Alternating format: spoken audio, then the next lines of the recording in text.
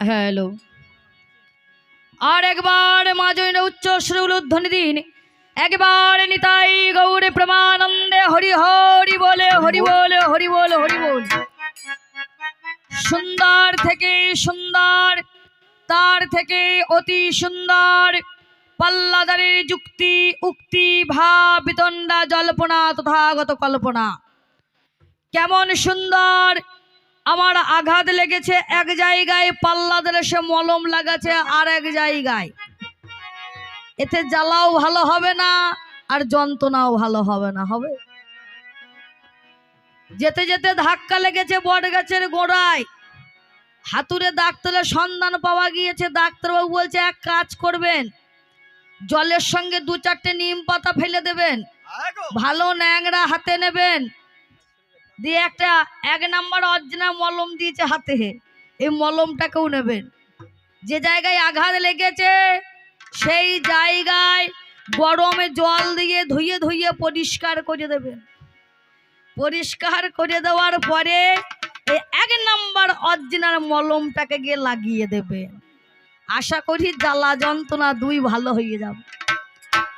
আমার পাল্লাদার না কেল্লাদার না গেল্লাদার এখন বোঝা মুশকিল। শাশুড়ি বেটা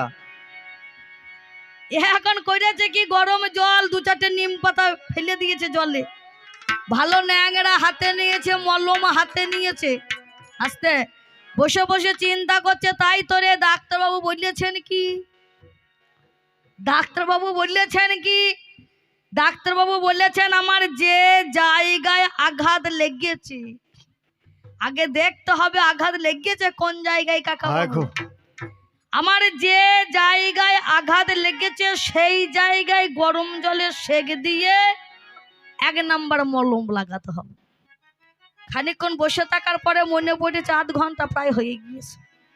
তারপরে মনে পড়েছে তাই তোরে এই ঠিপে কাদের কুলে আসতে গিয়ে ওই নেমেছি ওই তোর মাথা রাস্তা কেন বট গাছে গোড়ায় বসেছিলাম, আর ওই বট গাছের গোড়াতে আমার পায়ে এমন ধাক্কা লেগেছে বুড়ো আঙুলে নখ উড়ে চলে গিয়েছে, রক্তও পড়েছে, রক্তপাত হয়েছে। তাহলে আঘাত লেগেছে কোথায় বুঝতে পেরেছি, ওই বট গাছের গোড়াতে।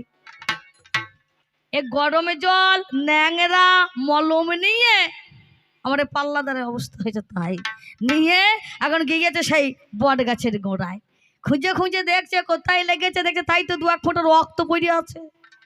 এতক্ষণে বুঝতে পেরেছে কোথায় আঘাত লেগেছে, ওই বট গাছে গোড়াটাকে ও মাসিমা ভালো করে নিম পাতা গরম জল দিয়ে ধুয়ে ধুয়ে পরিষ্কার করে ওই 1 নাম্বার অরিজিনাল মলমটাকে গিয়ে ওই বট গাছে গোড়ায় গেলে এতে জ্বালা ভালো হবে না যন্ত্রণা ভালো হবে।